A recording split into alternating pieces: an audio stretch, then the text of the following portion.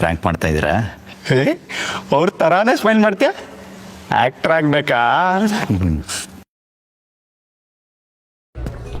Costume continuity ಕಪ್ಪು show ಬಂದ ಸ್ವಲ್ಪ ಆಯ್ತಾ ಅಂತ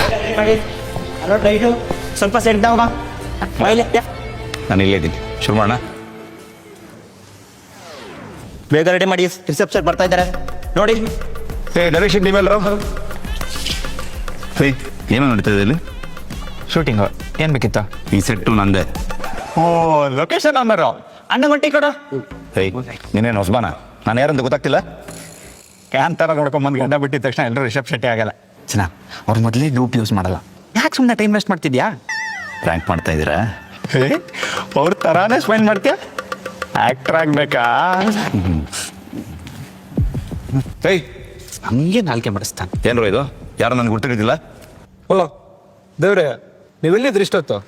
ಹೇಯ್ ಬಿಷಪ್ ಸರ್, ಬಾಡಿ ಡಬಲ್ ಬಂದಿದೆ, ಕಾಸ್ಟ್ಯೂಮ್ ರೆಡಿ ಮಾಡ್ರ.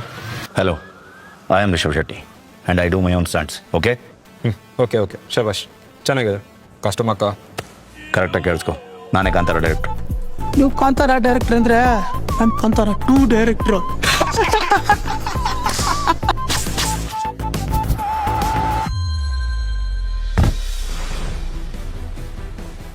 ಹೇ ಸ್ಪೈಡಿ, ಟ್ರೈಲರಲ್ಲಿ ನೋಡಿದ್ದೆ.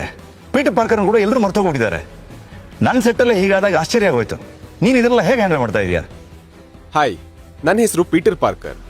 ನಿನಗೆ ನನ್ನ ನೆನಪಿಲ್ವಾ? ಆದರೆ ನಾವಿಬ್ಬರು ಪರಿಚಯ ಇದ್ದವ್ರೆ. ಏನೋ ಕೆಟ್ಟದಾಗುತ್ತೆ ಅನ್ಸುತ್ತೆ. ಅದನ್ನ ತಡೆಯೋದಕ್ಕೆ ಇದ್ದ ಒಂದೇ ದಾರಿ ನನ್ನ ಬಗ್ಗೆ ಎಲ್ಲರೂ ಮರೆಯೋ ಹಾಗೆ ಮಾಡೋದು. ಸಾರಿ, ಆದ್ರೆ ನೀನು ಅಪ್ಪ ತಿಳಿದ್ಯಾ, ನೀನ್ ನನ್ನ ನಂಬೇಕಷ್ಟೇ. ಫೈನ್. ಯಾಕಂದ್ರೆ ನಾನು ಬರೀ ಪೀಟರ್ ಪಾರ್ಕರ್ ಅಲ್ಲ, ನಾನು ಸ್ಪೈಡರ್ ಮ್ಯಾನ್. ಆಗಲಿ, ಪ್ರತಿ ಕಥೆನೂ ಒಂದು ಹೊಸ ಆರಂಭ ಕೇಳುತ್ತೆ.